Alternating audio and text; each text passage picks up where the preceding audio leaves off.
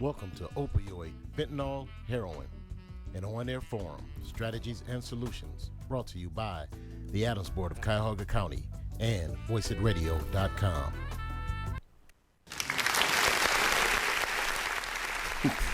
Thank you very much for that loud applause. My name is Errol Porter. I'm General Manager of Voiceitradio.com, and we want to welcome everyone out there, all of our listeners, to Opioid, Fentanyl, Heroin, Strategies and Solutions, our first on-air forum brought to you by the ADAMHS Board of Cuyahoga County and Voiceitradio.com in association with Squad Goalz and our I Am Bully Free Awareness campaign. Today we're going to have some great dialogue and discussion about some of the services that are available here, strategies and solutions, and we're not going to be opinionated today. This is not a debate. We're just going to get some great information out and share anything we can about our recovery resources here in Cuyahoga County and what we are doing about the opioid crisis. I want to go around the table real quick and introduce some people here. First of all, Beth DeJesus, how are you? I'm doing well. Thanks very much for having us, Errol. And tell everybody who you are and where you come from. Oh, hey. I am the Director of External Affairs for the Alcohol, Drug Addiction, and Mental Health Services Board of Cuyahoga County, otherwise known as the ADAMHS Board. All righty. And this forum was made possible by the ADAMHS Board of Cuyahoga County. And we want to welcome you to the table today in our discussion. Al Porter. My name is Al Porter Jr. I happen to also be the president of Black on Black Crime Incorporated, as well as the fact that I do happen to have a show on Voiceitradio.com that comes on 5 p.m. on Tuesdays, which is entitled Voiceitradio.com, the Black on Black Crime Inc. Hip Hop Workshop Radio Show. With that being said, it's an honor to be here because in dealing with everything from, I'll say, hip hop, the generation, from the music to even what I do with my own organization, this topic is very near and dear to all of our hearts. All righty. Next. Hello, I'm Dolores Gray. My organization is Brick House Wellness. I'm also the host of the Queen's Court here at Voiceitradio.com, and it is a pleasure to be here to speak with everyone about the issues that are going on. All righty. Thank you, Errol, for having me. My name is Jason Joyce. I'm the Senior Director of Clinical Services with Recovery Resources. Recovery Resources is a community-based mental health and substance use agency, and we have 3 locations throughout Northeast Ohio. Ready. Gardner. Larry H. Gardner, host of Headlines and Headaches on Voiceitradio.com, representing Voice Radio, also G Productions and the Cleveland Clergy Coalition, talking about this particular crisis to make sure that we find solutions. All righty. And we have a lot of other people that are in the house today, and we'll be presenting them periodically. Want to let Beth take over for a second and tell us all about the ADAMHS Board really quick in your role. Hey, so the ADAMHS Board is responsible for planning, funding, and monitoring all public mental health and addiction services for residents of Cuyahoga County. We're one of 50 boards throughout the state and that are designated to make sure that the services provided meet the needs of each individual community. As you can imagine, the needs in Cuyahoga County may be a bit different than a rural county such as Athens. And so the ADAMHS boards make sure that all of the resources are available for the needs in each community. And you, sir, Mr. Joyce. Yes. My name is Jason Joyce. So we oversee recovery resources. We do counseling services. We also have employment services, pharmacological management services, and then also recovery housing. So what we do is we provide those services in the community, and we're a one-stop shop. So when somebody needs behavioral health services, they can come to Recovery Resources and get any one of these services needed. Right. I know the ADAMHS Board, you fund a lot of other agencies here in the city of Cleveland. Who are some of the people that you guys are working with? We fund over 60 agencies, so to list them all would be extensive. Right. Yes, but the services range from anything from mental health treatment for adults and children, addiction treatment for adults and children, and recovery support services such as housing, transportation to and from appointments, and peer support. All right. And in a moment at around 3:15, we're going to be inviting the Director Alicia Nelson of Recovery Ohio, Governor Mike DeWine's initiative. She's going to be on the air with us shortly after we come back from our first break. But I want to get right into it. Beth, with the Adams Board, everything you guys have to deal with. When did opioids become the sensation and the epidemic and crisis that it is right now? When did that happen? So there's three leaders in drug addiction. There's heroin, meth, and cocaine, and they chase each other, and they've done so since the 1800s. This current epidemic, though there's not a specific timeline on it necessarily, we started to see specific increases in 2006 specifically. The big jump happened, but we saw a steady rise before then. And in 2018, there were well, Dr. Gilson's here. I'll let him do the numbers, so I won't get into that when he comes up, our medical examiner for Cuyahoga County. But we saw a rise, and we saw a change. It's just morphed over the time from pills to heroin to fentanyl coming into the heroin supply. Then we see fentanyl enter the scene in everything. So it's in pretty much any drugs. So that's what we're here to talk about today. All right. Al Porter, how's it going, Al? I know you're out there in the streets daily, and you see a lot that's going on out there also in the community. What's some of the impact that some of these drugs have had on the communities? We were already, I believe, honestly, we seen that we were just decimated.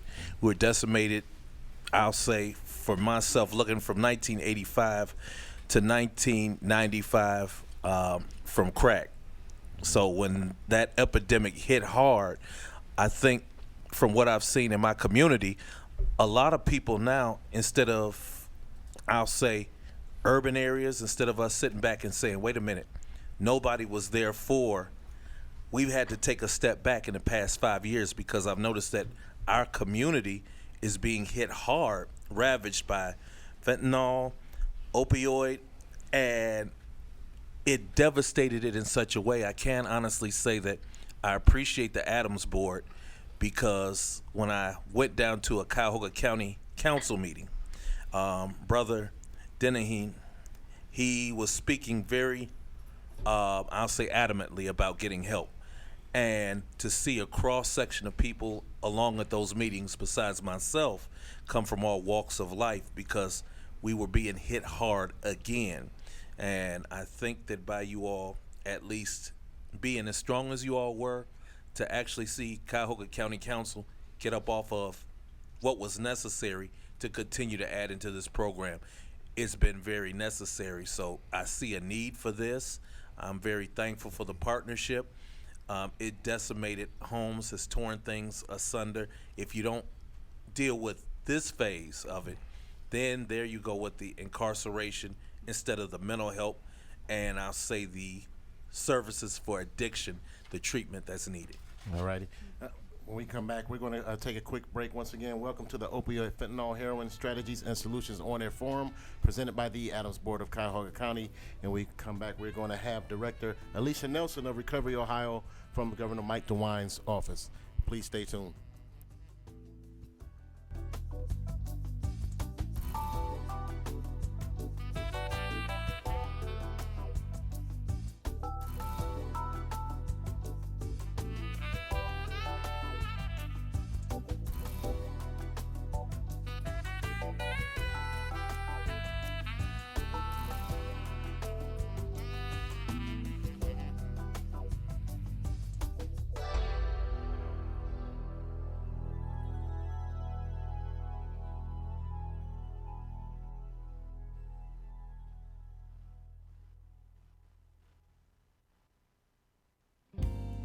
We are Voiceitradio, broadcasting 24 hours a day, 7 days a week on Voiceitradio.com.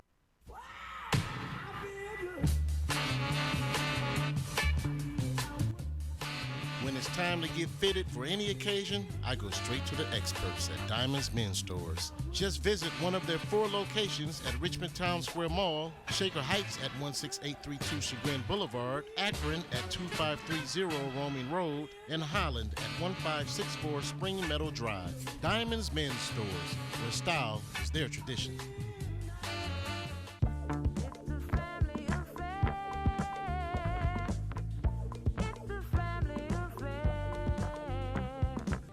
Do you have a heart for children?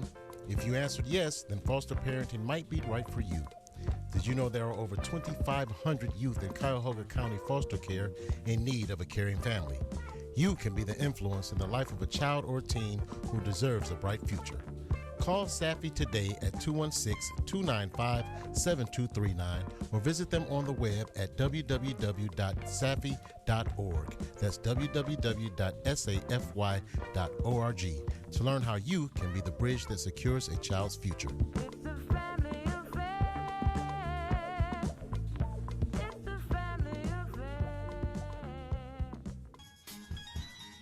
Chris Collinsworth here. Your family's financial future doesn't have to be confusing. At Western and Southern, we translate all that financial jargon and give you practical solutions that fit your budget and help protect your family. Let us help. Talk to a Western and Southern financial translator today. Hi, I'm Larry Roberson, your Western and Southern representative. Please give me a call at 330-734-6972. Once again, 330-734-6972. This is Al Porter Jr., the president of Black on Black Crime Incorporated. Fentanyl is the leading cause of drug overdose deaths in Cuyahoga County. It is now found in powdered cocaine, crack cocaine, meth, and heroin. Any drug may contain fentanyl. If you use drugs, never use alone and carry Narcan in case of overdose. Call the ADAMHS Board 24-hour addiction and mental health crisis hotline at 216-623-6888 if you're ready for help. That's 216-623-6888. Share this message and save lives. This message brought to you by the ADAMHS Board of Cuyahoga County. Hi, this is Woda, and this is my new song, Boy Bye. If you want to hear more, request it on your local radio station or check it out on all digital platforms. Woda, song, Boy Bye.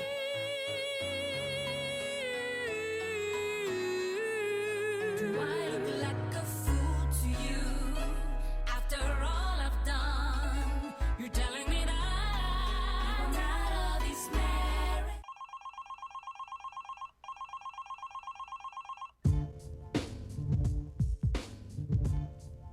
Discount Wireless is Cleveland's wireless superstore. If you need the latest cell phones and accessories, no one beats their prices. If you need your cell phone repaired, no one beats their service. Discount Wireless is located at 13545 Euclid Avenue in East Cleveland, Ohio, right across the street from Forest Hills Plaza. Give them a call at 216-249-5900. That's 216-249-5900. The best cell phone deals in town are at Cleveland's wireless superstore, Discount Wireless. Hello, this is Dolores Gray, host of The Queen's Court. Fentanyl is the leading cause of drug overdose deaths in Cuyahoga County. It is now found in powder cocaine, crack cocaine, meth, and heroin. Any drug may contain fentanyl. If you use drugs, never use alone, and carry Narcan in case of overdose. Call the ADAMHS Board 24-hour addiction and mental health crisis hotline at 216-623-6888. If you are ready for help, that's 216-623-6888. Share this message and save lives. This message is brought to you by the ADAMHS Board of Cuyahoga County.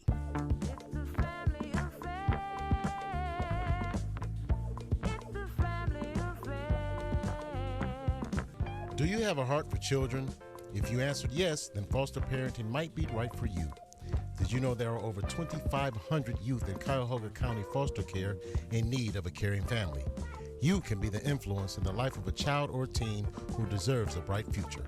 Call Safi today at 216-295-7239 or visit them on the web at www.safi.org. That's www.safy.org to learn how you can be the bridge that secures a child's future.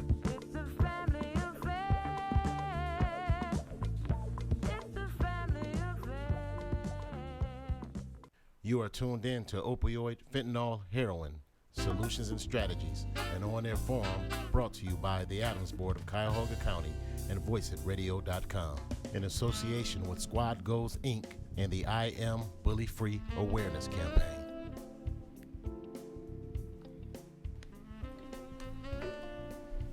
All righty, we want to welcome everyone back to Opioids, Fentanyl, Heroin Strategies and Solutions on Air Forum here at Voiceitradio.com studios here in Cleveland, Ohio. And right now on the phone, we have the director of Recovery Ohio, Alicia Nelson. How's it going, Alicia? Hi, glad to be here. All righty. Real quick, tell us your role and what you guys are doing as far as the state is concerned about the opioid crisis. Well, Recovery Ohio is an initiative out of Governor DeWine's office that focuses both on mental health and substance use disorders, and the fact that we have what we're calling a public health crisis in our state with, over 10 people dying every day from unintentional overdose, as well as nearly 5 people die a day from suicide. And so we work every day to figure out how to connect state agencies and communities to address the problem.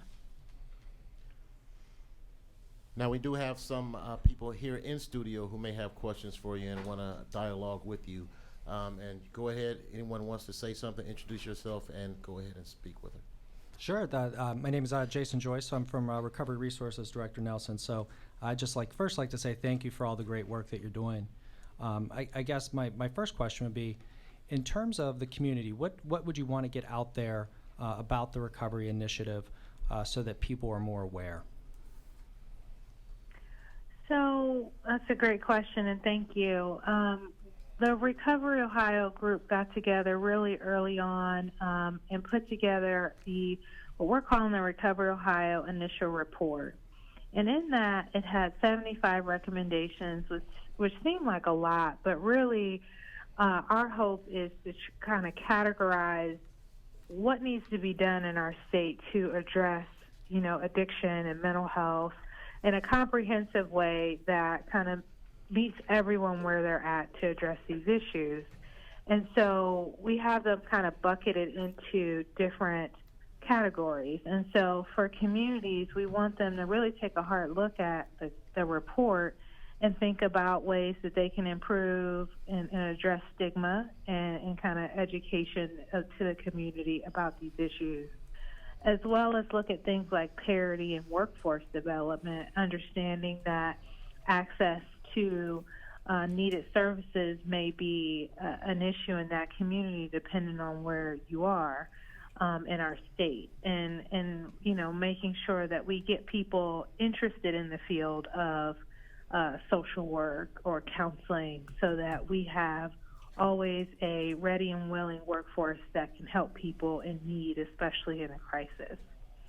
We also talk about things like prevention and harm reduction, a full continuum of treatment, and then to get people back into the community and happy, healthy, and productive, we want to make sure that they have a recovery support, what we're calling recovery support ecosystem, that gives people, the housing services they need, employment opportunities, so that they can take care of their families and get their lives back. Sounds great. Anyone else? No? Larry? Anybody? Yep. So what kind of, are there any new legislation being presented that will help out with the opioid crisis? Well, I am particularly proud of House Bill 166, which is the state's operating budget, which gives Ohio kind of historic and new investment in addiction and recovery supports.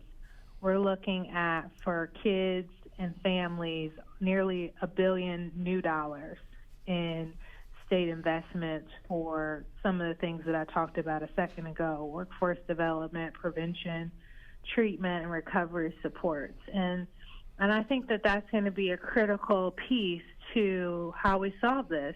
Communities need resources, and unfortunately, this has been an issue that may have never gotten the money that it needed or the resources it needed to really make a change. And we hope to do that through House Bill 166 and the governor's executive budget.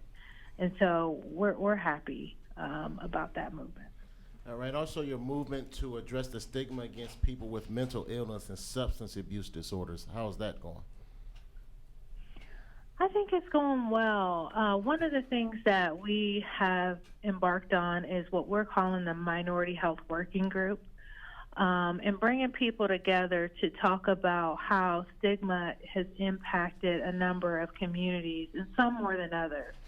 And so, as we look at the change, and it's a national change of, drug overdose deaths in the minority communities, particularly with African American males, and the mixture of cocaine and fentanyl, we really need to think about strategies to make sure that all Ohioans have access and know that the care is available, and then not feel stigma when they need to, let somebody know they need some help, because, we all could use some help sometimes.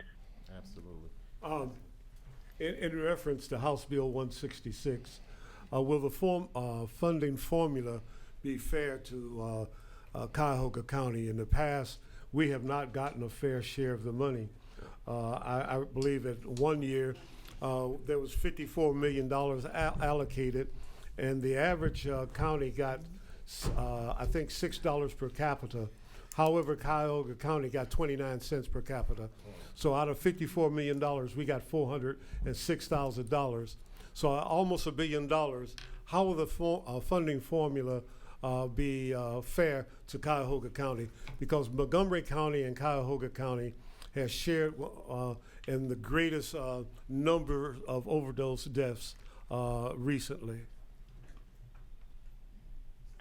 I appreciate that question. And as a person who worked at the local level, I worked at the ADAMHS Board of Franklin County for many years before I came over to state government.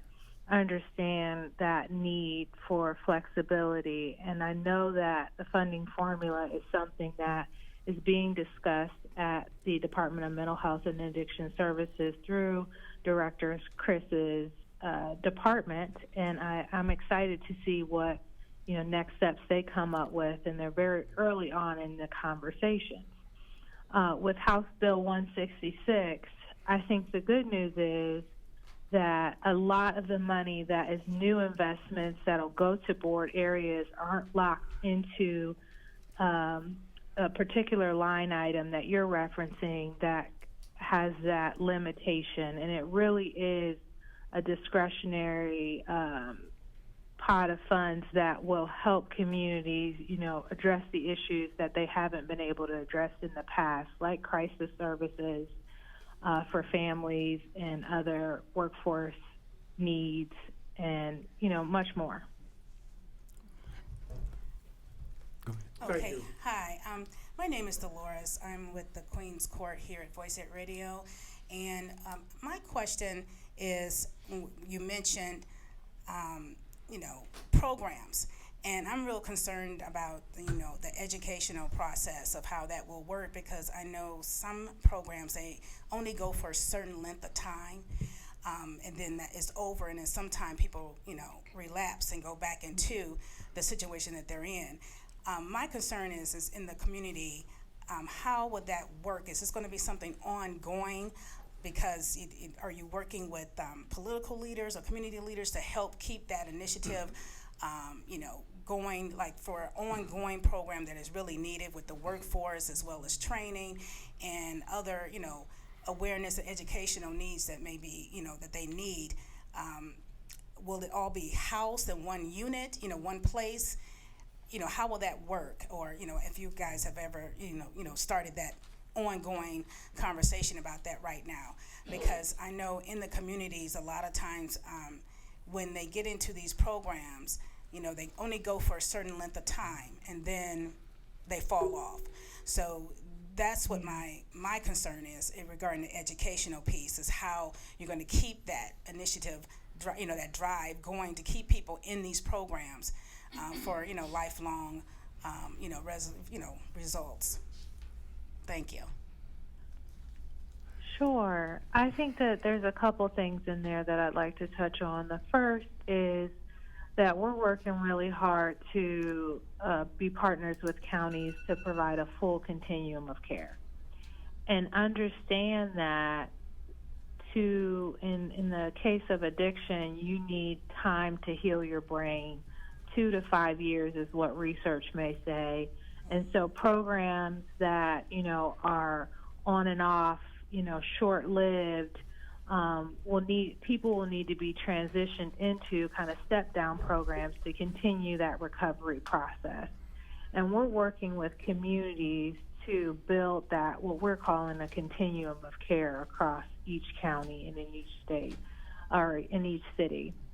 And that looks different. Where people are in that process and that building of a continuum is different. What I will say about Cuyahoga County in particular is you guys have a great leader in your ADAMHS board, and they have been looking at the continuum of care to make sure that people are put in the most appropriate care for their level of severity of their disease.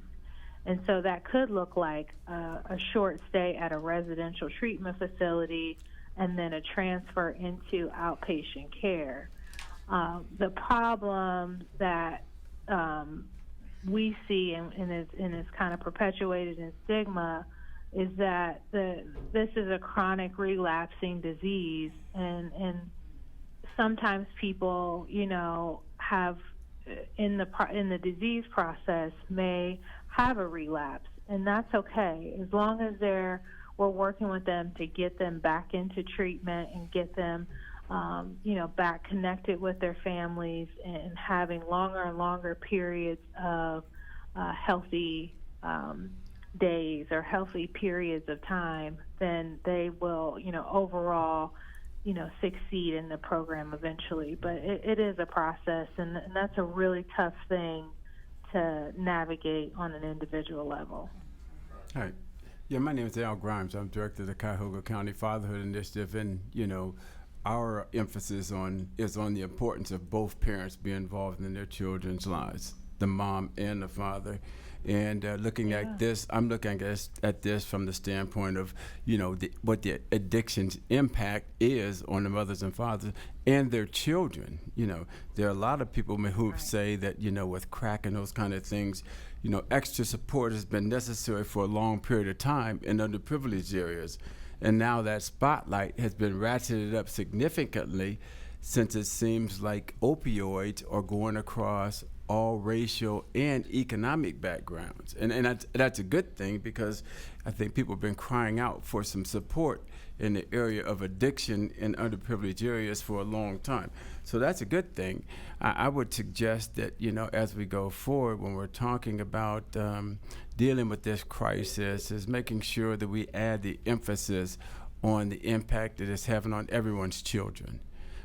Because you can't be a good mom and you can't be a good dad if you're an addicted mother or father. And as I said before, this is now starting to go across, African-American neighborhoods, Caucasian neighborhoods, Hispanic neighborhoods, and everybody's now being impacted. And so it's getting, like I said, it's getting a lot more attention. And let's just make sure that we keep that momentum going and we don't stop. Yeah, I appreciate you saying that, and I wholeheartedly agree that, we really have to make sure that we're paying attention to families and how trauma and grief and all of this is going to impact future generations. And we have kids who are growing up without parents, or kids that are growing up with parents who, unfortunately, because of their disease, are also, potentially neglecting their children and not kind of teaching them life skills as they go through the recovery process. And, anything that we can do to keep families together is definitely what we want to do. And one thing that the governor has done is put together a program called Ohio Start. And that program allows parents to get treatment while the kids are getting trauma and mental health treatment and counseling support. And so I think that you're right, that family structure is an important piece to keep, at the priority. All right. Larry H. Gardner, Headlines and Headaches, Voiceitradio.com, Cleveland Clergy Coalition. You said the money would be like $1 billion, correct, for this particular, because of this bill. The question is that how will the money be distributed as far as treatment centers? I do have a mother that works for community assessment, has been there for 20 odd years dealing with this crisis, and I've been hearing horror stories about every time she comes home, I call her, "How was your day?" And she tells me about a client being addicted to opioids and everything else like that. And where would that, how much of that money would go to the treatment centers? Will you open up any more? Who would be distributing the cash to these? Who would be doing that to these places? And the second thing is that, Scott, shout out to Scott Oslager for being the primary sponsor of District 48 for that. And the second thing is that will you start new programs that will help deal with this crisis before it becomes, a whole lot, before, the destruction of our communities, increase? I agree with, we got to make sure that we tackle this now so we don't continue to see the fallout from this in the future. To get to your first part of your question about who gets the money, it really depends on a number of things, and I'll give you a couple of examples. And I think that this is one of the things that's the power of Recovery Ohio, is the recollection that mental health and addiction issues shouldn't just live with one agency, the Department of Mental Health and Addiction Services. That all the state agencies really deal with individuals who are struggling with these diseases, and we all need to, from where we sit, support people. And so when you look at our budget, that money is spread across several agencies. And for example, the Department of Education is getting $675 million to distribute to schools across our state. Our ADAMHS boards will get money through Mental Health and Addiction Services. Our Department of Public Safety will get money to do new task forces with law enforcement across the state. And so it's a collective of, all sectors of community, and the money will be spread between all of them. Director Nelson, we thank you so much for joining us here on our on-air forum. And can you real quickly get some information out of how people can get in touch with your office? Sure. It's been a pleasure to spend some time with you guys. Great questions. If you guys have more questions or just want to check out Recovery Ohio, we are on the governor's website at www.governor.ohio.gov, and we'll have our new website here coming soon at recoveryohio.gov. And so we, stay tuned for that. Okay, we appreciate you, and you have a great rest of your day. You too. Thank you. Ladies and gentlemen, you are tuned in to Opioids, Fentanyl, Heroin, Strategies, and Solutions on-air forum. We'll be right back, and we're going to meet some more people that are gracing us with their presence today here at Voiceitradio.com. We'll be right back.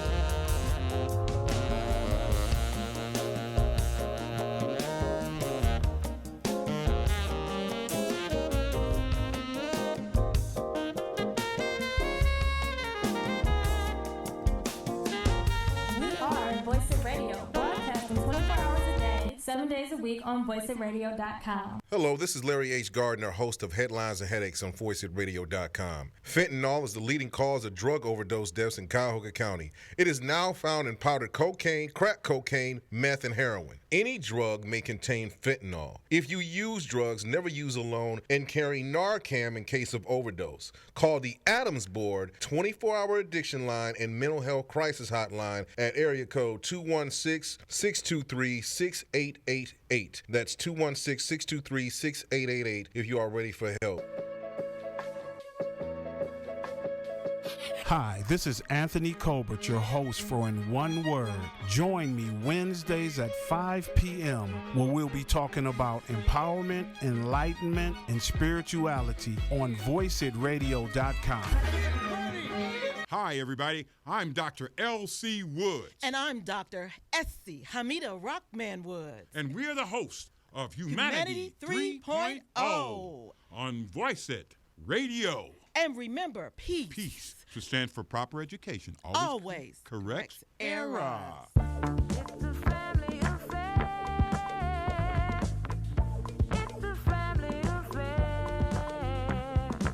Do you have a heart for children? If you answered yes, then foster parenting might be right for you. Did you know there are over 2,500 youth in Cuyahoga County foster care in need of a caring family? You can be the influence in the life of a child or teen who deserves a bright future.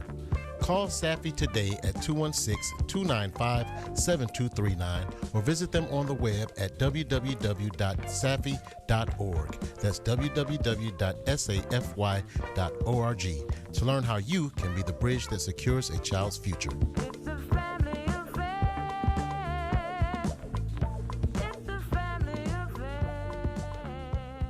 Hey, this is Dolores. Tune in to the Queen's Court every Tuesday, 6 p.m. Eastern Standard Time on voiceitradio.com. Chris Collinsworth here. Your family's financial future doesn't have to be confusing. At Western and Southern, we translate all that financial jargon and give you practical solutions that fit your budget and help protect your family. Let us help. Talk to a Western and Southern financial translator today. Hi, I'm Larry Roberson, your Western and Southern representative. Please give me a call at 330-734-6972. Once again, 330-734-6972.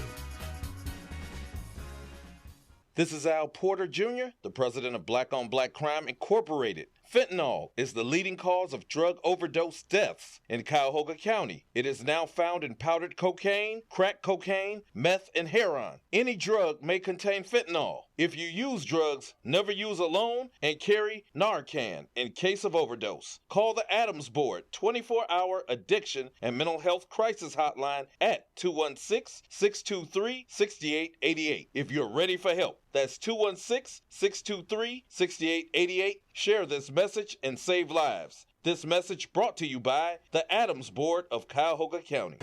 Eat 'em up, eat 'em up, eat 'em up, eat 'em up, eat 'em up, eat 'em up, eat 'em up. Whether you're a Clevelander by birth or choice, sizzle on down to Ohio City Barbecue and taste our award-winning ribs, pulled pork, and tender brisket, located at 3829 Lorraine Avenue, Cleveland, Ohio. For all your barbecue needs, catering, or delivery, give us a call at 216-417-5987. Tastes so good, make you want to slap your mama. You are tuned in to Opioid, Fentanyl, Heroin, Solutions and Strategies, an on-air forum brought to you by the ADAMHS Board of Cuyahoga County and VoiceItRadio.com in association with Squad Goalz, Inc. and the I Am Bully Free Awareness Campaign. Alrighty, we want to welcome everyone back to VoiceItRadio.com, Opioids, Fentanyl, Heroin, Strategies, Solutions on-air forum here at Voice It Radio Studios. Real quick, we have some new people at our round table, and we want to go around the table right now and have them introduce themselves. We'll start with you, Reverend Golston. My name is Reverend Ben Golston. I'm chairman of the board of the Alcohol, Drug Addiction, and Mental Health Services Board of Cuyahoga County. My name is Dr. Tom Gilson. I am the Cuyahoga County Medical Examiner and Crime Laboratory Director. My name is Consuelo Parker, and I am the Director of Treatment at Northern Ohio Recovery Association. My name is Al Grimes. I'm director of the Cuyahoga County Fatherhood Initiative. I'm Mike Tobin. I work in the U.S. Attorney's Office. All right. And to turn this. I'm Doc Woods. go ahead, Doc. Dr. L.C. Woods, RN, MD, Met D1, CEO of Prometheus Reborn Universal Foundation, Educational Foundation. All righty. And I want to go ahead and turn this over to Beth Jesus from the ADAMHS board. Thanks, Errol. First, I wanted to take a minute just to thank Director Nelson for her thoughts in talking about Recovery Ohio. When she says that they come into the communities, they do. One of our solutions is called the Addiction Recovery Advocacy Meetings, where we bring together people in recovery, providers, we work together on solutions, and we wanted to make sure our goals were in line with the state's goals, and they sent someone from their office to work with us in a strategy planning meeting, so they really are doing what they say they're gonna do, which is awesome. This next part of the conversation, we've got Dr. Gilson here who's going to talk to us a little bit about what he sees in the medical examiner office is related to fentanyl, heroin OD deaths, and the transition and trends that have happened over the last few years. Thank you. It's nice to be here, Beth. I think probably one of the things I would stress is that the opioid crisis is about 2 decades old. It started in rural white America with the overprescribing of pain medication, and for a long part of that next 10 to 15 years, that was really the story that we were seeing. In about 2010, we saw a transition over to heroin as the access to the prescription narcotics became more restricted, and then about 2015, we saw what we see now, which is a transition over to fentanyl. These drugs are all narcotics, they're all opioids, and that means that they are painkillers, they also sedate people, and they cause people to stop breathing, which is the mechanism by which they're fatal. The transition away from the prescription drugs to the heroin and fentanyl, the fentanyl is made illegally, as is the heroin, was a disaster because there was no quality control, and we really started to see takeoffs and more number of deaths that we would see associated with them. The other thing that's probably the most telling development in the last couple of years, beyond the dramatic rise in deaths associated with fentanyl, was that we started to see an upward trend in cocaine deaths, which had been stable for at least 10 to 15 years before that. And that impact, because cocaine had been much more traditionally a drug that we saw in the African American community, we saw, about a 20-fold increase in mortality in the African American community in the space of about 4 years, from 2013 up to 2017. And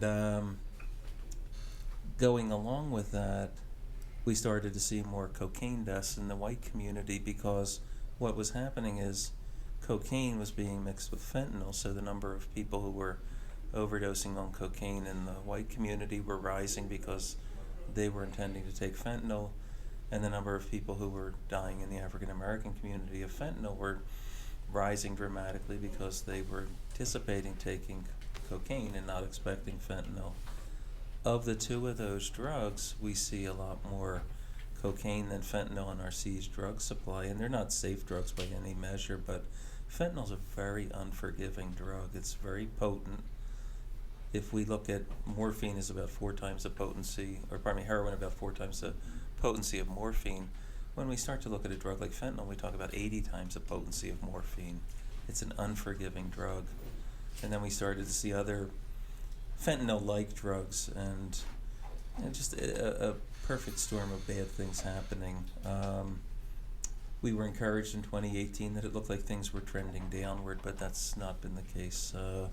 And in 2019, we're kind of cruising back up to, high levels like what we saw in 2016, and the similar trends that we've seen. So I think, it's a message now that maybe at one time was very much, broken down along racial lines, that not at all anymore. We see a lot of, cross-contamination of drug supplies having negative impacts on everybody.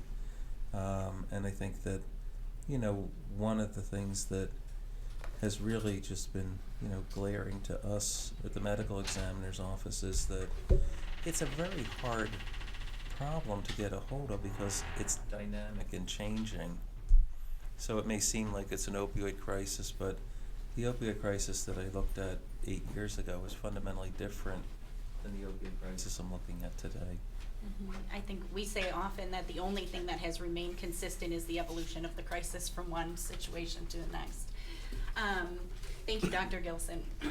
I want to just, can you touch a little bit on what you're seeing? When we say there's fentanyl in everything, can you tell us what you're seeing fentanyl in the lab? What we see fentanyl primarily mixed with is heroin, and those two act in association. We see it tremendously, a big mix and overlap of that with cocaine. We see some methamphetamine, but I would say that that's not really a big player in our area. But when we see it, we frequently see it mixed with fentanyl. We don't see fentanyl. There's a myth that people mix fentanyl with marijuana. They don't. We've never seen that in our drug laboratory that I know of. What about fake pills? Xanax or Oxycontin pills made to look like Oxycontin that have fentanyl in them? That's a very scary thing that we do see, because when the prescription drugs were getting clamped down on, their price rose, so the people would pay to get those drugs, and they would have to pay more because they weren't as readily available. As heroin entered the market and subsequently fentanyl, they were cheaper because there's no quality control in their production. There's the expense of getting them here and growing poppies and things like that. So it was substantially less expensive to make the transition, unfortunately, over to more dangerous products like heroin and fentanyl from the prescription drugs. And I think, the really gut-punching part of, the drug market is that people started to say, well, I'm going to take fentanyl, put it in a pill form so it looks like oxycodone, and sell it so I can make the extra money that people are paying to think they're getting a safer product, when in fact I'm selling them, a very dangerous product to make more money. Thanks. And I know you mentioned that it's hard to wrap treatment services and responses around this because it's always changing. But one thing that Cuyahoga County has going for it is that there is an intense collaboration, that everybody is willing to work together. That's something that we see a lot here, which is pretty awesome. So, Mike Tobin, can you talk a little bit about what the U.S. District Attorney's Office is doing related to the opioid crisis and sort of building solutions? Sure. So the U.S. Attorney's Office, we enforce federal law. And a lot of that is large-scale drug trafficking organizations. We work with the DEA, we work with the FBI. We're the guys who seek long prison sentences for drug traffickers. And our involvement with this goes back to about 2012, 2013, when we saw a rise in deaths. But it became apparent to us that if you don't address the demand, the demand was driving the supply. One thing you'll hear talking to law enforcement is we can't arrest our way out of this problem, to the point where it's kind of a cliche. Well, it's a cliche because it's true. We differentiate between drug users and drug traffickers. It became obvious to us that we would still do all the stuff that we always do, trying to interdict the cartels that are shipping it here from Mexico, the groups that are shipping it here from China. But if we were going to help our neighbors, if we were going to help the people who are dying, that we had to think outside just simple, handcuffs and wiretaps. So that led to getting involved with treatment providers, groups like the ADAMHS board, our hospital systems, the clinic, UH, Metro, St. Vincent, and trying to look at this comprehensively. So there are law enforcement solutions that we're using, but there are also prevention strategies that we're trying to utilize, education, trying to talk to kids, trying to get the hospitals to prescribe fewer pills than they did. Somebody called it the all of the above approach, and I think that's true because we are primarily a law enforcement agency, and we will always be. But unless we all work together to come up with a comprehensive solution, it's just going to be like a game of whack-a-mole where we're just taking off one dealer and another one pops up. Have you seen a shift in the attitudes of law enforcement from, needing to jail and enforce everything versus trying to get people into treatment and recovery? I would say that's the the most surprising thing I've noticed, but the shifts have been pronounced. Now you hear people talk about overdose victims. Back in the day, by day I mean going back 20 years, they were people who used drugs were junkies, and police officers didn't really have any use for them. Now, when I talk to Cleveland police, they're more excited about taking somebody that overdosed and getting them into a residential treatment program than they are, arresting somebody. There is, what we call compassion fatigue, where you have officers who are just going from scene to scene to scene, and it grinds on them. But I think because police officers deal with this on a daily basis, they understand that the old approach is not working, and I think they're some of the most compassionate people we interact with. And we'll get to the community collaborators that are sitting around this table too, but Reverend Goldstein, can you talk a little bit about the faith-based community and how we interact with them and why that is such an important... we have a strong relationship with the faith-based community, and we also have developed a faith-based initiative where we find that recovery has a spiritual component to it, and many times people with mental health disorders and chemical abuse disorders are having spiritual trauma.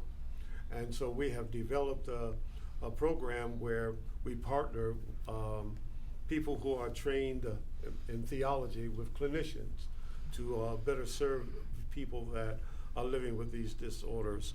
Also, I'm in the process of garnering a clergy handbook for ministers and church administrators so that they will have somewhat of a manual or a Bible that will lead them many times our spiritual leaders are the first responders. They're in contact with people at first, and so many of the spiritual leaders are not trained or have no idea how to respond and make a referral. So the clergy handbook will give them a guideline that will give them some clear directions on how to respond to people who are living with these disorders. It's important also that we talk from the pulpit about social issues, especially mental health and chemical abuse disorders. I was really surprised a few weeks ago when we were told that Cleveland was the second most stressful city in the country, and so people are living under some stressors, and so I think our clergy needs to talk about the stresses, and also those people who are self-medicating, if you will, with drugs, that this is not the way and there is a better way. I'm hoping that we can build a strong network between clinicians and clergy. We're funding presently 9 agencies that are specifically geared with providing the spiritual undergirding for people who need it in that particular area. Yes, thank you very much, Reverend Goldstein.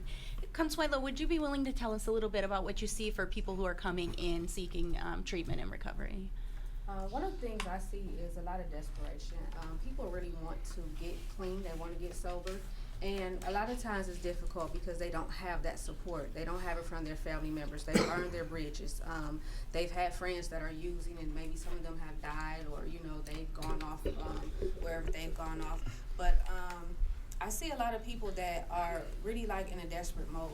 They want to get sober, but it's like the disease, it takes over and it's hard to get to that point. So it requires for us to really be supportive and making sure that we are meeting the needs of the client, getting away from that cookie cutter regimen and making sure that people are getting what they need. Just making sure that it's not so program driven, but making sure that it applies to exactly what their needs are. Some people come in and they've lost their children. You know, we deal with a lot of women, they lose their children. They want their children back, but they have to get into a place of stabilization to where they can, you know, be able to be a parent again. There's a lot of kids now in the orphanage, you know, that they don't have parents at all. I know before, during the 80s and 90s, there are a lot of men taken out of the home, but now we find that there are a lot of women and men, so kids, they don't have a whole household anymore. So just making sure that we're offering the support. Peer support is huge now. It enables people to have that support. It gives them encouragement to move forward for individuals that have been through it, and that can encourage them and show them how to live lives and, you know, be well. Yeah, that's great. You want to speak to the family side of that? Yeah, exactly. And as she is indicating, you know, what is happening is when someone gets addicted, it directly impacts the children. And that's why when I'm talking about both sides of the families always being involved, the paternal side and the maternal side of the family, because it builds the children's village, their level of support, so that when one parent or the other gets addicted, there's another parent that's already involved. See, what we do, I deal with some of the issues downstream, but that when one parent or another gets addicted, then the other parent doesn't have legal custody and visitation. They say, hey, I'm taking care of my child right now, but I don't have legal custody and visitation to juvenile court, so now I can't put them into school and so forth and so on. So we have to make sure that then they get the resources, now that they're the custodial parent, the resources that they need. Legal custody and visitation, and sometimes some parenting classes if you've never been a custodial parent, and those kind of things. And I just keep harping back to the impact that this is having on children, because they become the victims of addiction. And obviously, getting assistance for mental addiction, which is a disease, and making sure that folks are dealing with that first and foremost. Because I said before, it's hard to be a good mom or a good dad if you're an addicted mother or father. We want to open it up for some questions. I don't know when the next break is, Errol. Oh, sorry. We can go to another break. Take us out to a break. Okay, sorry. We're going to head out to our next break. Thanks for that, Errol. and to our listening audience, if you know someone who has a mental disorder or living with a chemical abuse, call area code 216-623-6888.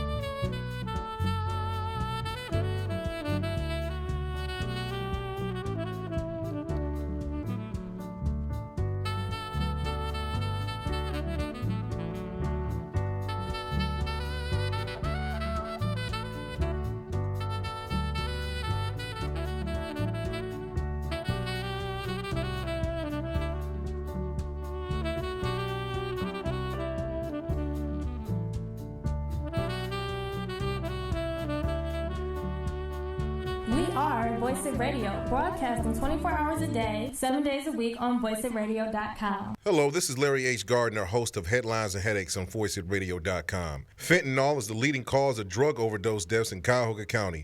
It is now found in powdered cocaine, crack cocaine, meth, and heroin. Any drug may contain fentanyl. If you use drugs, never use alone, and carry Narcan in case of overdose. Call the ADAMHS Board 24-hour addiction line and mental health crisis hotline at area code 216-623-6888. That's 216-623-6888 if you are ready for help. Get up, get out, and get something.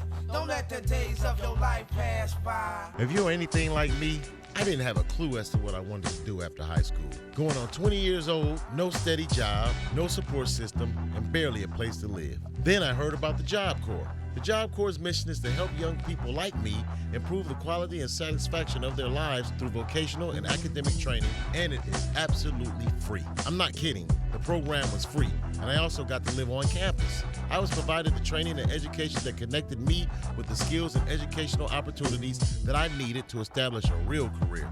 It wasn't easy. It was emotionally and physically tough, but the support was phenomenal. The people at Job Corps helped me see potential that I didn't see in myself. I wouldn't have been successful if it weren't for my Job Corps family. If you are a male or female between the ages of 16 and 24 and you feel like your life is going nowhere fast, give the Cleveland Job Corps a call at 216-541-2500. Check out the website at cleveland.jobcorps.gov or visit the beautiful campus at 13421 Hoyt Road in Cleveland, Ohio. The Job Corps. It worked for me, and I'm sure it'll work for you. Hey, this is Dolores. Tune in to the Queen's Court every Tuesday, 6 p.m. Eastern Standard Time on voiceitradio.com.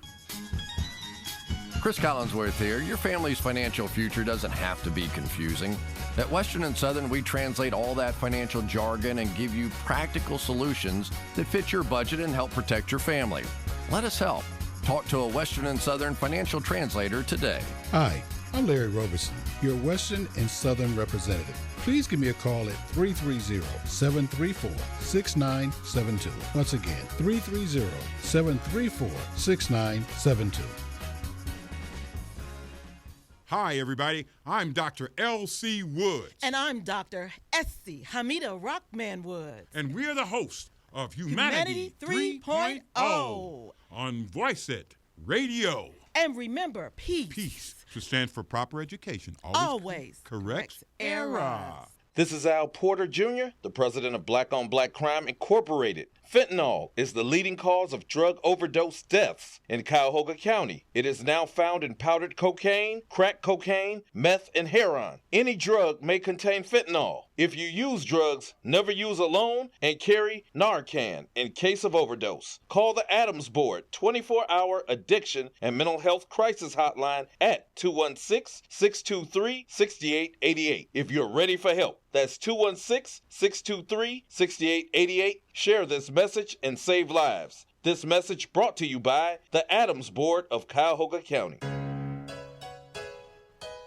Hi, this is Woda, and this is my new song, Boy Bye. If you want to hear more, request it on your local radio station or check it out on all digital platforms. Woda, song, Boy Bye.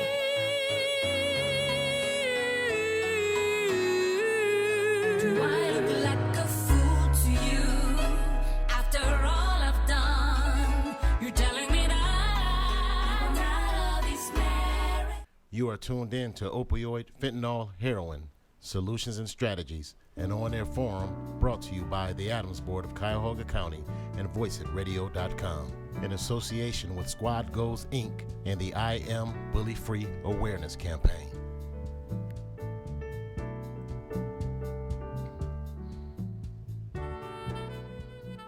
I'm Errol Porter, General Manager of Voiceitradio.com. We want to welcome you back to Opioid, Fentanyl, Heroin, Strategies and Solutions on-air forum presented by the ADAMHS Board of Cuyahoga County. And we're back in session, and we would like some of those new at the panel, at the table, to introduce themselves. We can start with you. Well, 1 second. My name is Tanya Burney. I'm the Project Director for Cleveland Department of Public Health, Office of Mental Health and Substance Abuse. Right. And who else we Anybody else new to this scene? Doc, introduce yourself again. Okay, I'll do it again. I am Doc Woods, LC Woods, RN, MD, METD1, host of Humanity 3.0 on Voiceitradio. The voice. That's what I'm talking about. It sounds just like a radio. Yeah. So, real quick, because you're new at the table here, can you please explain what you guys do? My program is through the Cleveland Department of Public Health. We provide services for individuals who struggle with addiction. Through our Centerpoint program, we also provide prevention services. We are one of the only heroin and opiate prevention programs in the area. We're providing a service called This Is Not About Drugs. And we also are over the Project Dawn program for the Cleveland Department of Public Health, and a lot of different other services and outreach within the community centered around mental health and substance abuse. All right, real quick before we open. Where's my mic here? Oh, I'm sorry. Real quick before we open it back up to the table, Doc Woods, who hosts our show Humanity 3.0, I'm sure has a different view or perspective on God. what's going on, and Yeah. that's just what he's about, and I'd love to hear from you, Doc. Okay. Dr. Gilson, I loved your presentation. However, I must disagree with you. You said it was a racial thing and then it stopped. No, it started being racial as more pink people, y'all not white, y'all pink, more pink people started to be affected. Yeah, that's when all of these and all of the money and resources began to be brought to bear on the problem of drug use and drug addiction. Our district attorney, y'all got to understand, I was born in St. Louis, Missouri about 70 years ago. I grew up in Southeast Asia. I've traveled all over the world and lived in most countries of the world. I also understand that most countries of the world who do not have our drug laws don't have our drug problems. And one of our major problems is our drug laws. Because of the drug laws, all the resources that could be brought to bear on a health and mental illness problem, and really a social problem, have never been brought to bear until now. Before that time, as he said, they tried to jail away the problem. Unfortunately, you can't jail away the needs, desires, and wants of humanity. And relief from the stress of our present life is the motive force that's driving all addictions, not just drugs, all addictions. And if you continue to treat it as a criminal matter, you will get where we are right now. That's some slight insight into what I have to present to this. I would like to present more when we get into solutions, because as anybody who's watched or listened to my Humanity 3.0 program comes to know, I don't like to spend a whole bunch of time on the problem. We've researched the problem to death.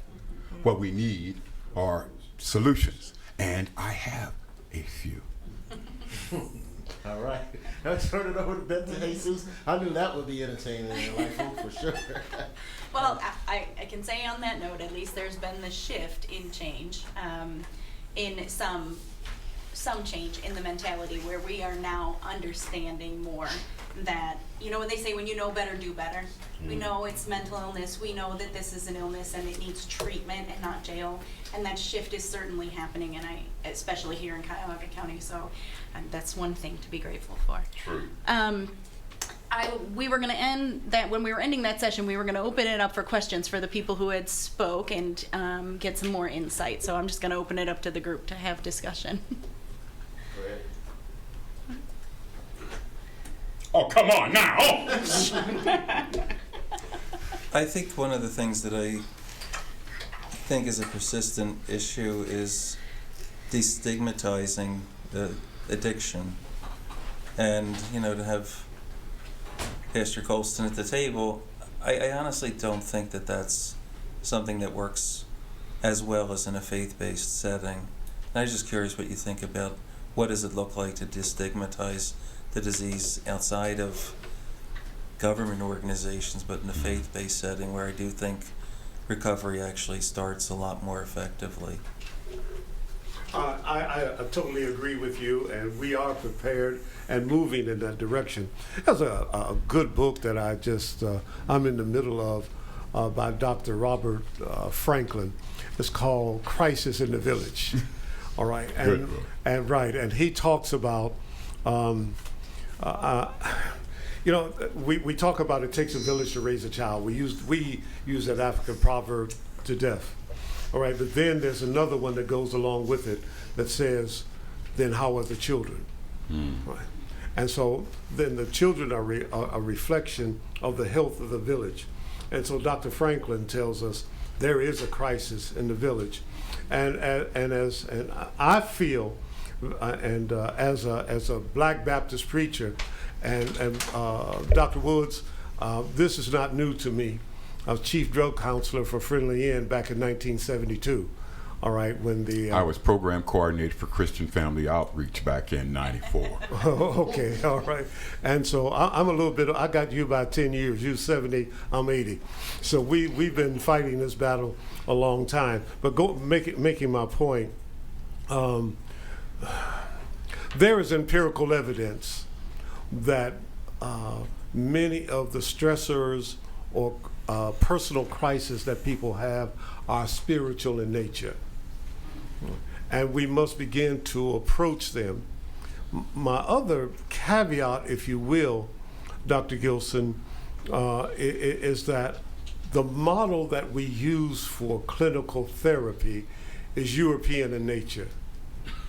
All right? And therefore, we do not adjust our model, especially in the African American community, to service the African American person. Okay? Every Black person is not African American. There are every African American's ancestors did not come over on slave ships. There are some people who came here who are Black, who are Aboriginal, who came here by choice, and then there's some Aboriginal Blacks who were here 1,000 years before Columbus got lost and was discovered by the Indians.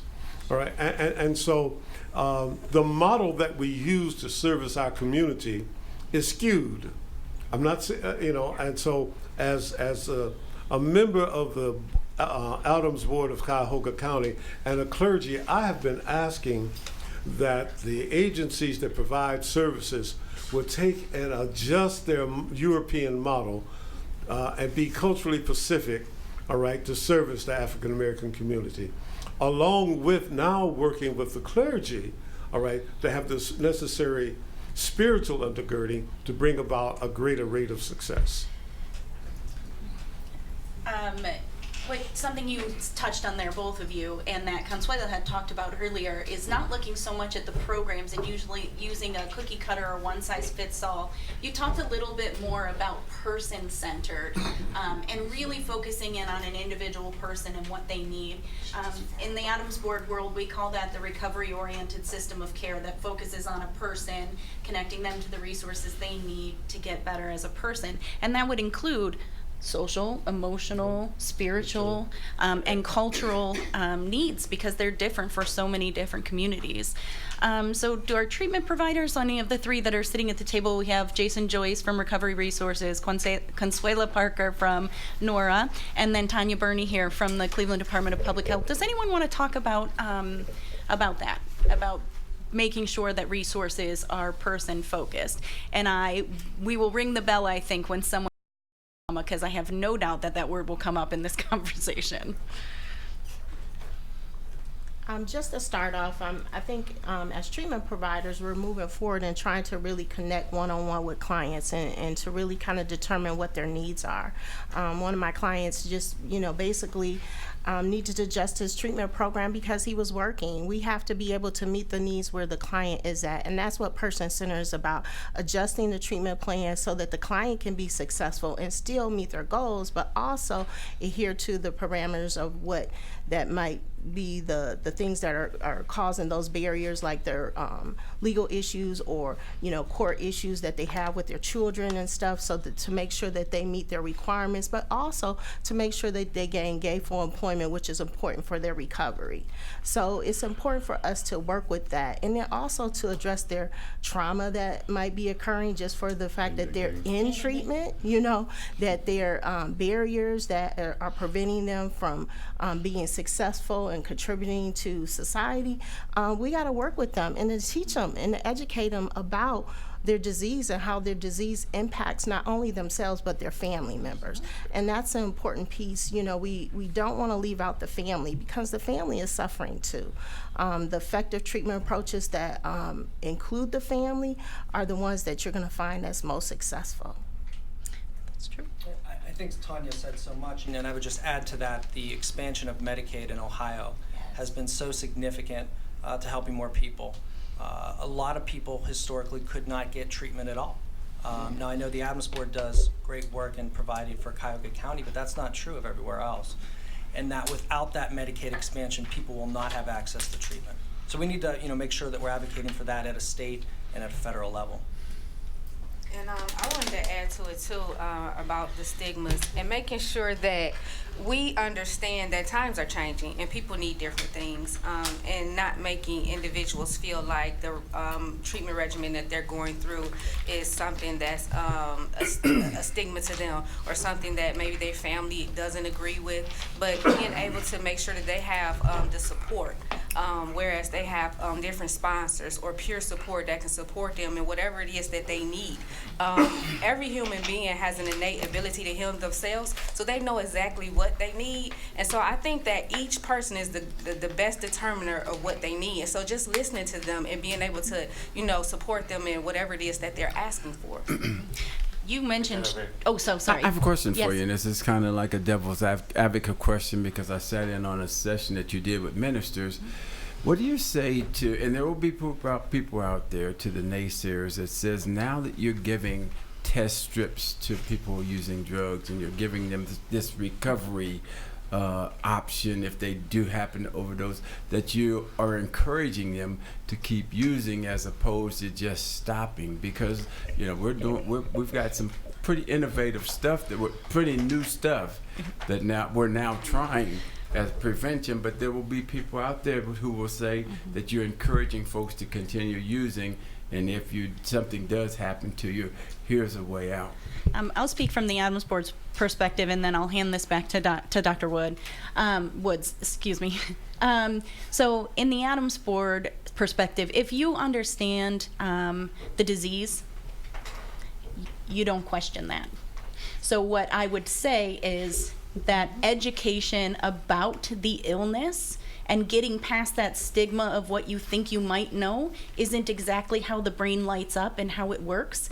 In the disease of addiction, the craving to use happens despite consequence, no matter what. So the only thing we can do in this point for someone who's using, who's not ready to take that first step for help, is keep asking them over and over again. And you can start that conversation with them if you're interacting with them. If you hand them a test strip and they're not ready yet, you can say, we're here when you need help. Here's this number. Come on in. They're going to use despite whether we give them that strip or not. If they use that strip, they find out the drug has fentanyl and they stay alive long enough to get in treatment, we've done the right thing.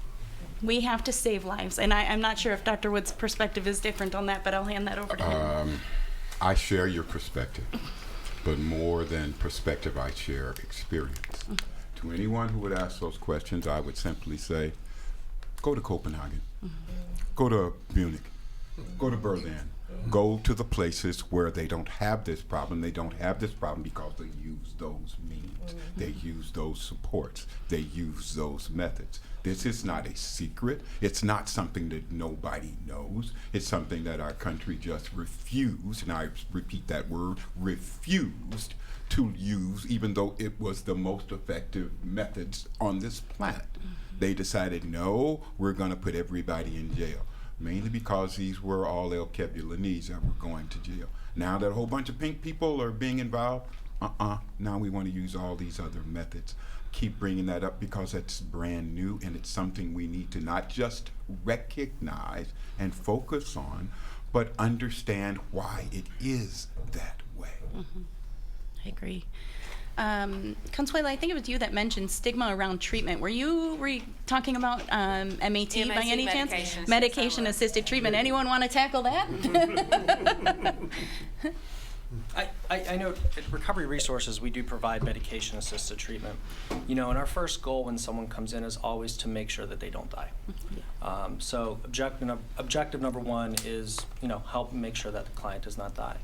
And then moving on from there, I think Reverend Goldstein, said it very nicely about how, we work with them in many capacities. So through counseling, through their spiritual journey, through employment, through housing. We know that when people come to us, it's not just one thing. They need, multiple supports. And, I think a theme that's running through this as well is that addiction is a family issue. To say that it just touches one person, the addict, is not true. It touches so many other people in that person's life. So we use medication-assisted treatment. We find it helpful.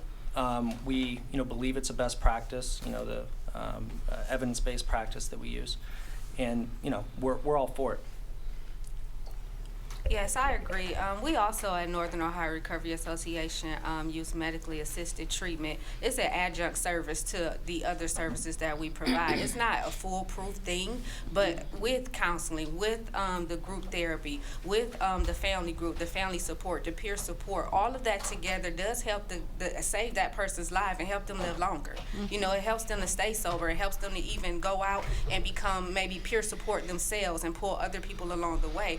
But years ago when I heard about MAT, I really wasn't for it. But when I began to learn about the different medications and what they do for individuals and how they support their recovery, I began to think like, well, if this is what they need, this is what they need. But nowadays, a lot of times what people do is they stigmatize individuals and they tell them, oh, if you're using this medication, you're not sober. Or if you have to use this medication, you're taking the easy way out. Well, if that's what they need, that's what they need, A lot of individuals get on the medication and then they get off. They titrate down. And so I would hope that everyone has the ability to do that and do that quickly, but it's not always the case. So like I said earlier, with the cookie cutter regimens, a lot of people are not getting exactly what they need because they're listening to all of the naysayers telling them that you need this or you need that or you need to go along with this program, when in essence they need to just listen to what they need and go along with whatever program they need. And if it's not at that agency, then go to a different one. But they need to be able to, for themselves, decide what exactly they need for their recovery success. Dr. Goalz.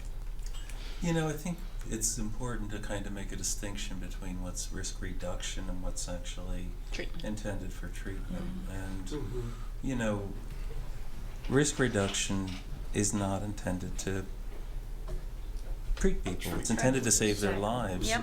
And, the dead person will never recover, and if we don't accept that, then I do think, we set ourselves up to fail over and over again. And, if we, pay attention to what happens to addicts over time, most of them actually stop using drugs. For the longest time, we did not see people over the age of 70, in our office overdosing.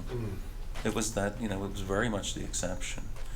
And I think, if we get those folks through relapses, which is a part of that disease, to a point where they're willing to accept treatment, then, we've made the risk reduction work. Medication-assisted therapy really just needs an honest look at it. If you look at abstinence-based models, they are not as successful as medication-assisted therapy for at least short-term stoppage of drugs, illicit drugs.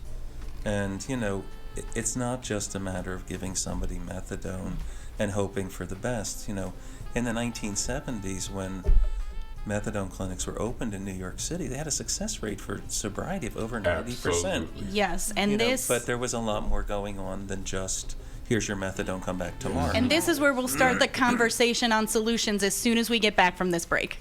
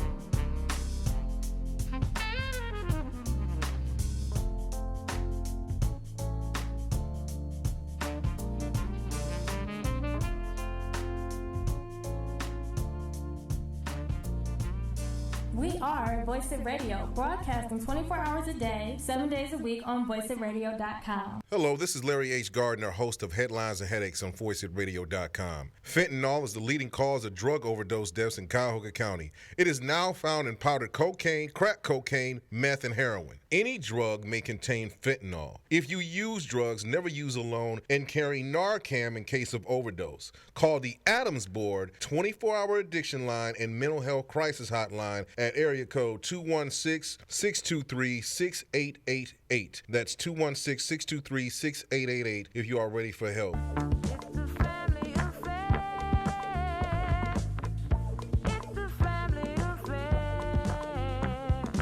Do you have a heart for children? If you answered yes, then foster parenting might be right for you. Did you know there are over 2,500 youth in Cuyahoga County foster care in need of a caring family? You can be the influence in the life of a child or teen who deserves a bright future. Call Safi today at 216-295-7239 or visit them on the web at www.safi.org. That's www.safy.org to learn how you can be the bridge that secures a child's future.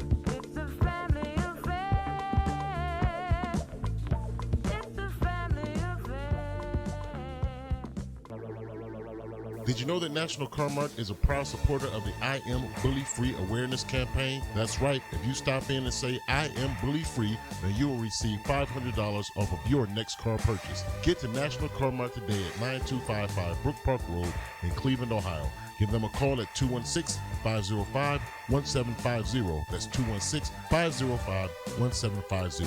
Visit the website at www.nationalcarmart.com. Remember, say I am bully free and find your dream car today at National Car Mart.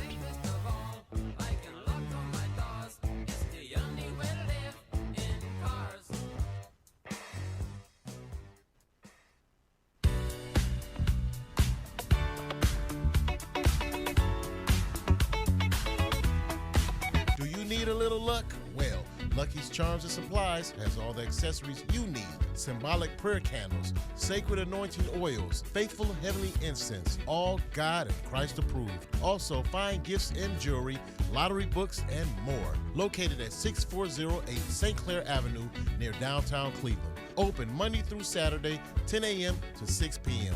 Visit the website at luckycharmsandsupplies.com or call 216-924-8834. Hey, go down and see Mr. Lucky.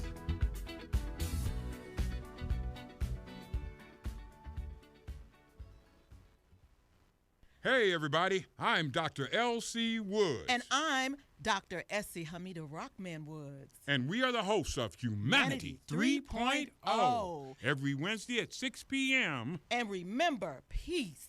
On Voice It Radio. Hey, this is Dolores. Tune in to the Queen's Court every Tuesday, 6 p.m. Eastern Standard Time on voiceitradio.com. This is Al Porter Jr., the president of Black on Black Crime Incorporated. Fentanyl is the leading cause of drug overdose deaths in Cuyahoga County. It is now found in powdered cocaine, crack cocaine, meth, and heroin. Any drug may contain fentanyl. If you use drugs, never use alone and carry Narcan in case of overdose. Call the ADAMHS Board 24-hour addiction and mental health crisis hotline at 216-623-6888 if you're ready for help. That's 216-623-6888. Share this message and save lives. This message brought to you by the ADAMHS Board of Cuyahoga County. You are tuned in to Opioid, Fentanyl, Heroin, Solutions and Strategies, an on-air forum brought to you by the ADAMHS Board of Cuyahoga County and voiceitradio.com. In association with Squad Goalz, Inc. and the I Am Bully Free Awareness Campaign. Hey, voiceitradio.com. Welcome back to our Opioid, Fentanyl, Heroin, Strategies and Solutions on-air forum presented by the ADAMHS Board of Cuyahoga County and voiceitradio.com, and also in association with Squad Goalz, who's heading up our I Am Bully Free program. I want to introduce real quick the president of Squad Goalz, Coach Cornelius Bogart. Where's your mic at? Is that hear me? Are you on? Am I in? No. No.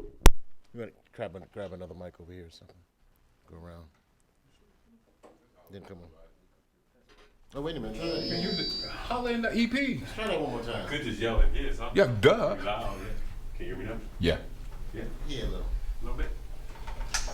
Ultimately, behind our campaign and awareness campaign is situations like this. And my first question is, has anyone done any studies on the economics of the individuals that's involved in this opioid crisis on the death side of it? Has there been any studies on their economic status? There's been an economic study done on the loss of life and the number of years that are lost, but I don't have that with me, so I wouldn't be able to talk about it, but I'd be happy to share that with you. Okay. And then my second question, and just being a man of color, black man myself, and I hear it because we do it with a lot of youth. This is young adults from ages all the way up to 25, 26. They hear more about the opioid crisis on how to save lives and what they do, how to save our lives from what we go through as being black men. So we're hearing a lot of the opioids is important, don't get us wrong, but the economic piece that leads to the opioid addiction is what we think about. And then on the second side of that, where you want to save people who don't care about them lives, but how about us who care about our lives that nobody can help us with?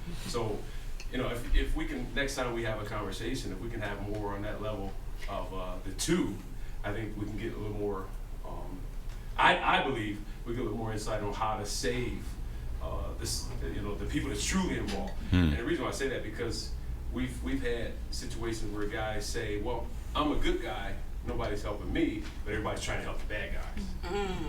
All right. Yep. Oh, can I amplify that just a hair? My wife and I were personal development coordinators for Coach Sam Retigliano's Aiming Higher program until we started running our own stuff. And as a result of that, and plus when I was over at Huff at Christian Family Outreach as a program coordinator, we got a neighborhood connections study of 1,250 school-aged children in that region, and we were shocked by the answers to 3 questions. Shock number 1, why don't you do more enabling things? And their answer was exactly what you said, because we do not get any reinforcement for doing good things. All the attention is devoted to people who do bad things. Number 2, how come y'all are involved in premarital sex and drug experimentation and bullying behaviors? The answer to that, to get attention.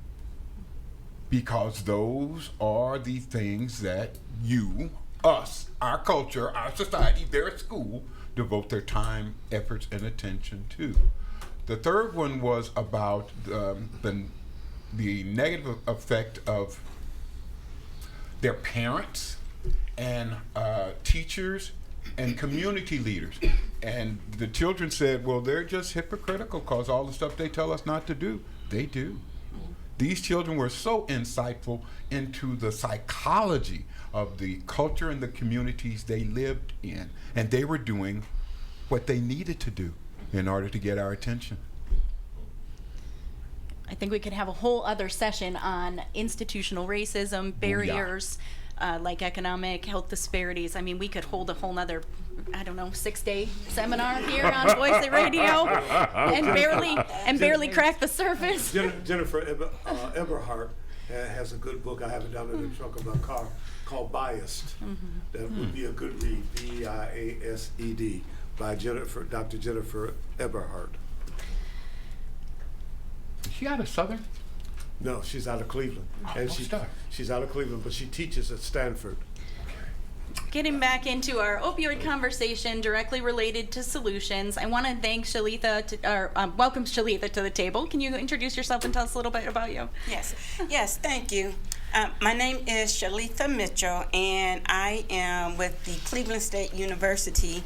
Oh, hold on, it's a long name. School of Nursing, Cleveland Region Interprofessional Area Health Education Center, CRY AHEC for short. So I know, right? I'll break that down real quick. So the Cleveland region interprofessional, it's because we work with multidisciplines to impact our students as well as those of whom we serve in the community. And then the AHEC, Area Health Education Center, is actually a national model. There are about 350 AHECs nationally with different program models around the country. And we're a federally funded program through HRSA, Human Resources Services Administration. And so our AHEC is part of a 4-member consortium, which is the Northeast Ohio Region 3. The part of the primary roles of an AHEC is to work with those areas that are typically traditionally served or medically underserved areas, provide resources to those communities, as well as work with students of whom are typically underrepresented in healthcare disciplines and provide services to help them matriculate and be successful throughout their tenure at their institution. All right.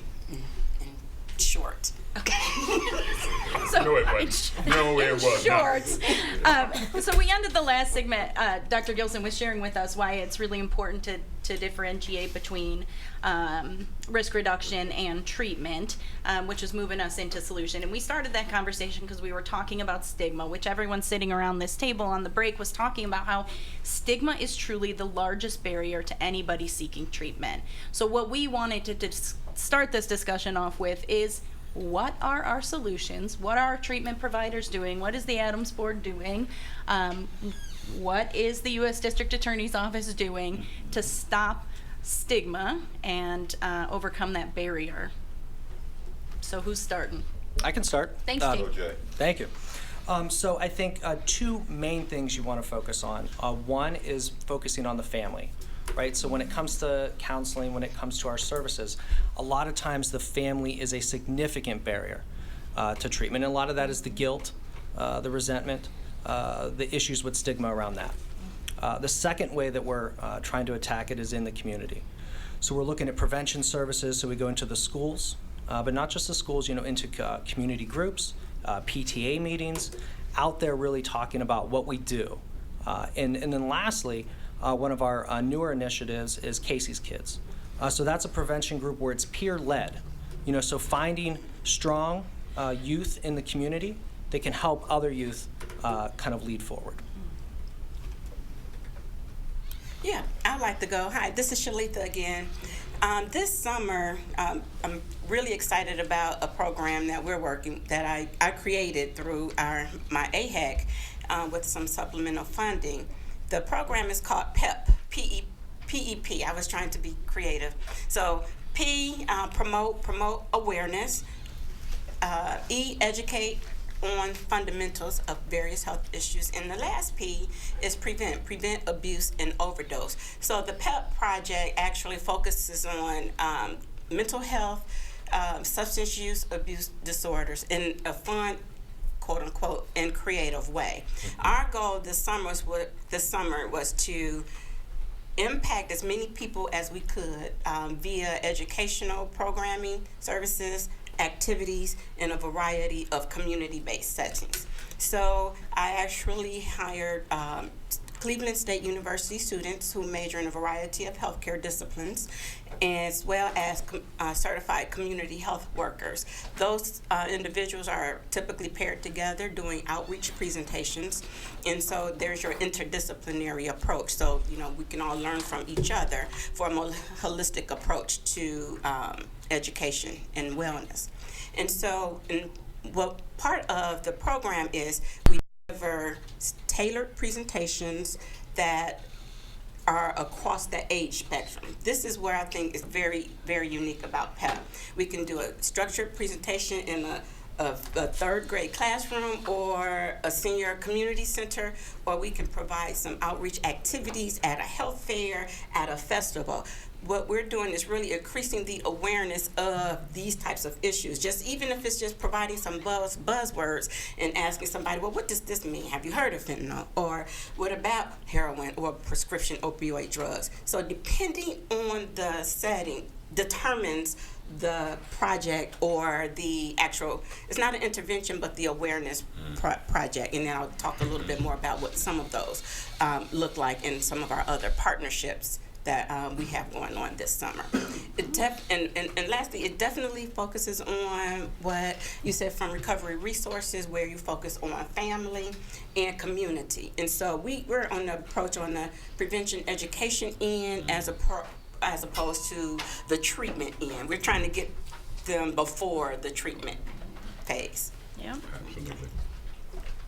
I think when you're talking specifically about stigma, you have to reach the leaders in the community that make the decisions. Providing education about what addiction is, how do we solve the problem, who it is, because a lot of people think that addiction is that person down the street, but they don't know that the addiction is that person right here, it's that person in front of you. I think the more that we come together and we collaborate and we use the right language when we're discussing what addiction is, people first language, then we change the stigma, and then we open the door to welcome people into treatment. I think one of the challenges that as a treatment provider that I face is that when we get them in the door, we got to keep them. And sometimes stigma, in the beginning stages of early addiction, trying to get someone to stay on their medication.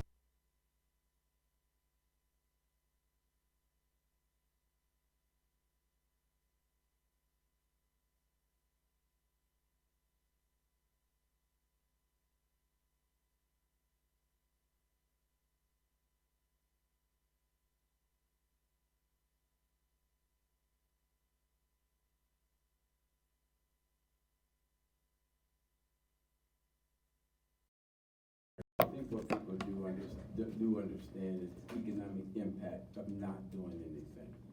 The economic impact of someone dying from addiction and having 2 or 3 children who now don't have a parent and now are in the system for the long range, comes back in trillions and trillions of dollars. So there is, and we mentioned it earlier about the impact of a lost life.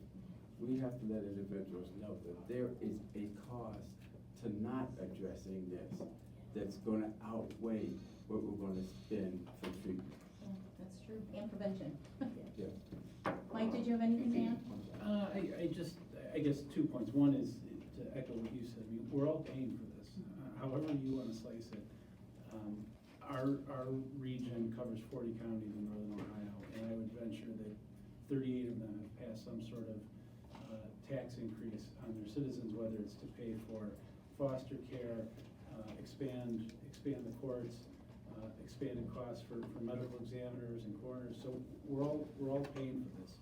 I guess the other part I would say as it relates to stigma is maybe it's the only silver lining of this epidemic, but I don't know anyone who hasn't been touched by this, and maybe not directly, but they have a friend, a cousin, a relative, they know somebody. And to the extent that it is no longer, it's a junkie, it's my cousin Johnny, I think the public consciousness has been raised about this. I remember back in 2012, 2015, talking to schools about when we talked about opioids, and they would say, we don't have that problem here. You can talk about beer, you can talk about marijuana, but not heroin. Well, we don't hear that with any school. Yeah, the ADAMHS Board does a bunch of public education, and we did a really cool anti-stigma or stigma reduction campaign last year, where we got volunteers, people who are in recovery from substance use disorders, suicide attempt survivors who have sought help, people who live and manage their mental illness daily. They took a picture of themselves, they put a quote up about what it means to get recovery, and then we had help-seeking information on there so people could get real people, Cuyahoga County residents, sharing their own story. And I know, Mike, you talked about this shift. There was a study, they did a survey of Ohioans and asked how many Ohioans thought that addiction was an illness. And in 2002, I believe it was 3 out of 10. And by last year, it was 6 out of 10. That's a pretty significant change for a short period of time. So I would say that as far as stigma, understanding that it is a disease, there is a shift, but we still have a long way to go. not someone who lives with addiction, but I know several people who do. And what they'll say all the time is that they have had so much shame that there's no more shame anyone can give them. And that if the one person who can look at them without judgment in their eyes and offer that hand, that's when they might say yes, and that's when they might seek help, when they find the one person who doesn't add shame for the illness. Do you want to add, Reverend Golston? No, I do not. However, I do want to say this, that Dr. Sierra Morgan has taught us to move beyond being culturally sensitive when dealing with people who are living with disorders, and to become culturally specific. Vis-a-vis, she teaches that the Caucasian thinks right or wrong. However, people of color think right and wrong, diametrical logic. Our thinking is different, okay? And so we must take that into account.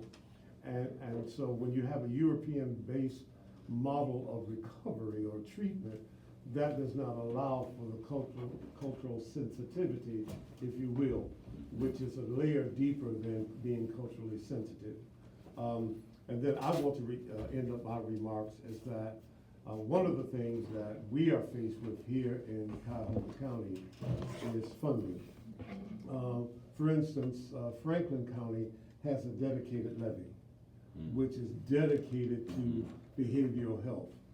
We have a shared behavioral health levy, which will come up, by the way, in March. And we're asking for our community, Cuyahoga County, to support us again. Out of approximately $56 million that's raised from the mental health, the behavioral health levy, we normally get around $39 million, and which is we need double that, right? We have gone to our county council and at least asked for a $7.8 million increase, and we have been flat funded for the last 5 years, okay? And so we need to be conscious that there is a price tag to what we want to do and need to do when we start talking about solutions, and we're woefully underfunded. Yes.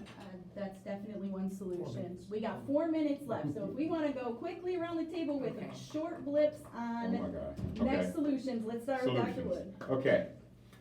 My company is called Prometheus Reborn Universal Foundation, and we teach something that I say every day at the beginning and the end of our program. It is called PEACE. P-E-A-C-E. That stands for Proper Education Always Corrects Error. Unfortunately, TED has a talk by Sir Kenneth Robinson called Start the Education Revolution, and its basic message is we don't have an education system. We have a training system. It's training people to go to work for somebody else. An education system teaches the person about themselves. It teaches you what you are, who you are, where you are, when you are, so that you can discover why you are. Now, I am also a metaphysician, and I studied with the Ashe Cultural Center, the Akan Cosmology, Dr. Kwa David Whitaker, went to Ghana, to one of the most spiritual places on this planet, a mountain called Lorte, and got initiated in the Akan rites of passages. What it has taught me has led to my recognition by the X Prize for a nomination for their $10 million prize in innovation. That led me to go to the United Nations and address their Incentive to Innovation Conference. The major message was what we call the trivalent understanding noetics. Noetic science is the newest science known to man. Noetic science is the science of faith, belief, and intention. It is not religious. It is the basis on which all religions are founded. How does your faith work? How does your intention function? How do you exercise your belief? We have come up with theories and tools that make changing someone's spiritual foundation as simple as 1, 2, 3. I can change how you function totally from the top of your head to the bottom of your feet in 133 seconds. The general manager of the Cavaliers did not believe that until he and his assistant were walking around their office saying, "Doc, we can't believe this, we can't believe this." That was in 2016. Y'all know what happened in that year? We won a championship. So that's your solution? My solution is peace. Peace. Proper education always corrects everything. Gotcha. We've got like 2 minutes left. Hi. All right, this is Shalitha. I'd just like to say that we know it's an estimated 8% of heroin users began their harder drug usage with misuse, abuse of prescription opioids. And so I'd like to say that educating the young people on and older people on the proper use and disposal and the safety issues regarding the opioids and prescription drugs. That is part of what we're doing, is proper use of these drugs, because all these drugs are not bad, they are needed, and so in many cases. And so really focusing on that education over the continuum, and that can ultimately help impact the outcome, and that's what HELP is about. Jason, Dr. Gilson? Sure. Oh yeah, just real quick, you know, continue to advocate, because we've seen nice progress here. Greater control from prescribers and prescription medication. So continuing that.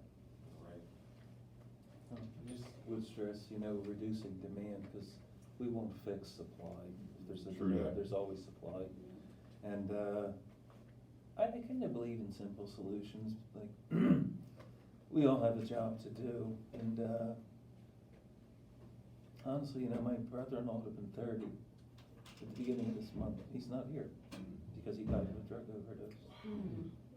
I said to my wife at the time, I will do what I can to honor his memory. You know, and that's where these things come from. And that's what I wanted to do. You know, my grandparents couldn't read and write, some of them. They couldn't do this. I can. That's my part. But they had compassion for people with like drinking problems. And they did their part. We all can do our part. Thank you for sharing that so much. Thank you for all the work.